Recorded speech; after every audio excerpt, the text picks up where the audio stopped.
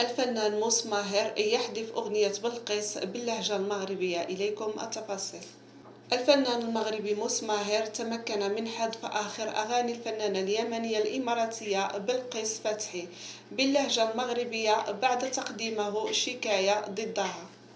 ويرجع سبب قرار موس ماهر بحذف أغنية طوعك قلبك لتشابه ألحان الأغنية بإحدى أغانيه رفقة الفنان الجزائري رضا الطلياني تحت عنوان الغرام.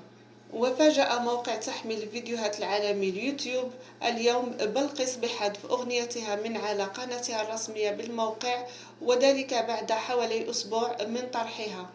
وكانت بلقيس فتحي قد صرحت في الندوة الصحفية التي أقيمت على خلفية مهرجان موازين حول الموضوع أنها لم تتلقى أي تواصل مع فريق عملها بخصوص الأغنية، مؤكدة أن الإيقاعات الموسيقية الشمالية غالبا ما تكون متشابهة والمقامات أيضا، لكن الأغنية التي قدمتها لا تشبه أغنية موس ماهر بأي شكل.